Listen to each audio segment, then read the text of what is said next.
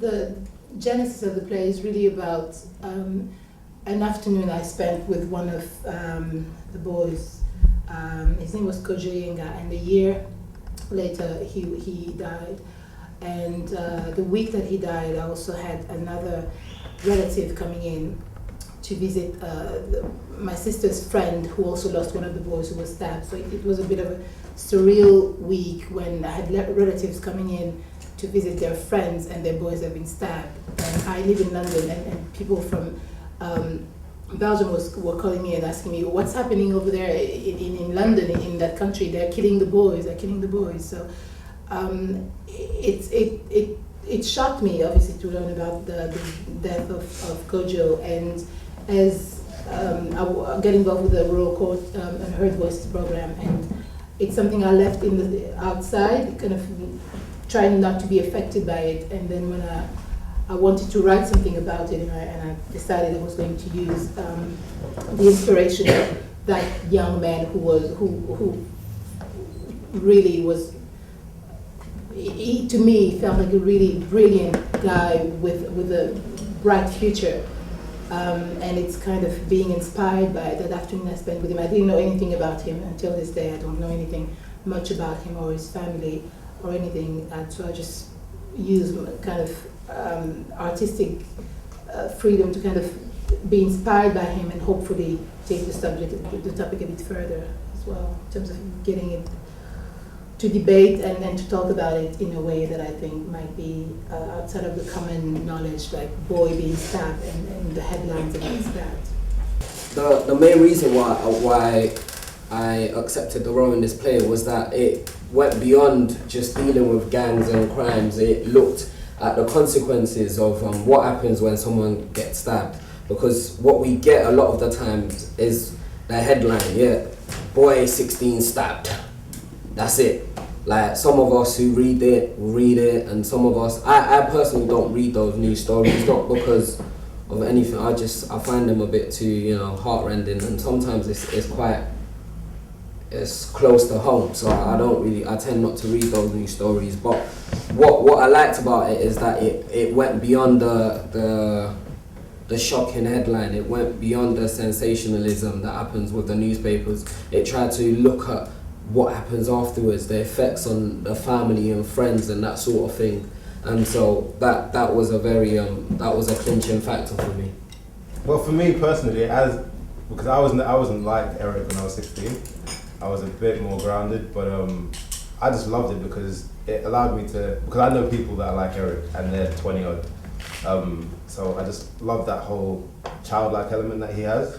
And because he's from Belgium, so he doesn't, the way his backstory is, he plays football, he plays professional football, so he's quite like shielded away from this whole real life gang kind of culture. So he only knows about what he sees on television, which is why he's so naive about things. And I just love the fact that it's such a rude awakening for him, and it's his closest friend, so it's kind of like that element of brotherly love kind of thing. And Kenzo is the catalyst to snap him out of it, and he just matures so quickly.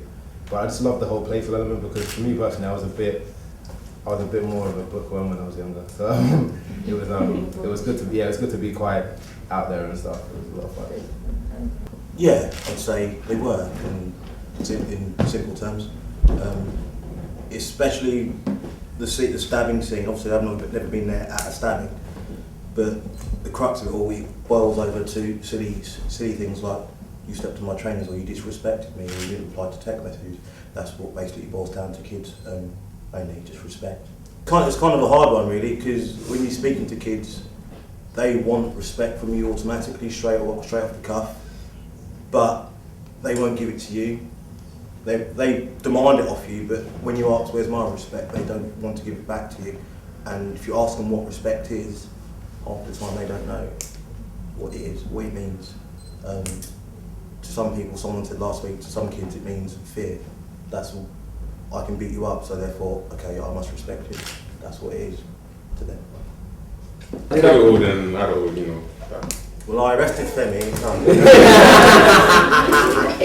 It wasn't that easy. Actually, it's lots of coincidence that's happening. Femi went to the same school. The story is inspired by my meeting with Kodjo and Tyno Kavuala as well. And Femi went to the same school as Kodjo went, and they were cast separately. And then Femi and Eric, I call him Eric. Femi and Ashley, Femi and Ashley were actually friends. So I was casting and trying to get some of my best friends here to do a play and see where it would take us.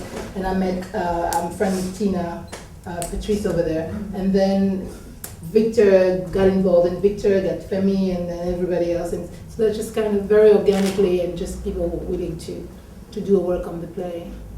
How old Yes. Are you, any of you have any weapons on you?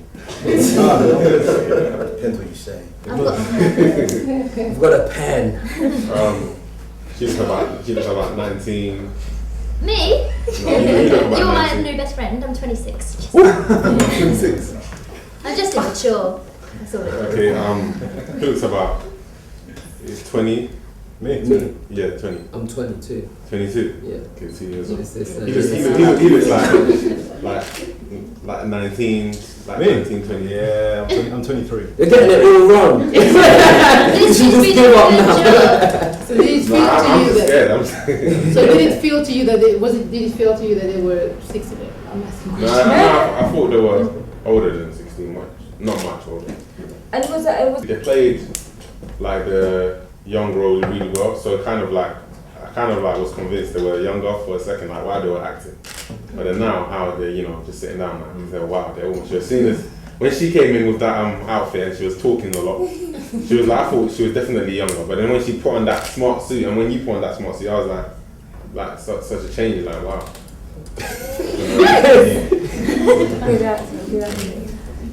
Yeah, sorry. I'm just going to say well done, firstly. It was a really touching play.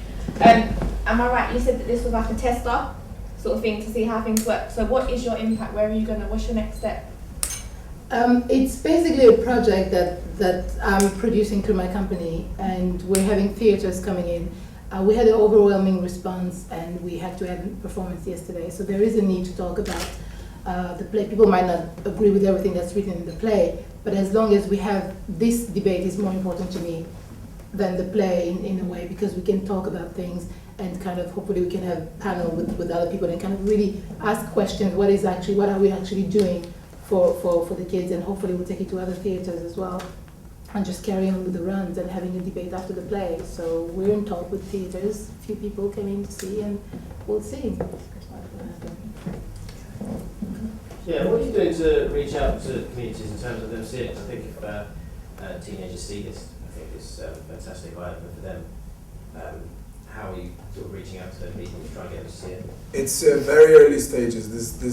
These 3 performances we've had. Today is the 3rd performance. It's the first time that this project is out there. So basically, this week we're going to have a meeting about it and then decide what to do with it. So yeah, this is one way to go about it, is to show it to teenagers. Might need to be a bit toned down, some scenes, but I think the idea for me is more to show it to adults as well, because teenagers, they know the rules, they know the code, etc. We're the one not getting it.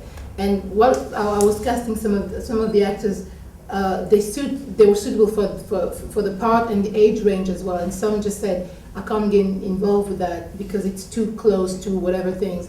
And I know it's like the adults, I think, need to understand what's happening.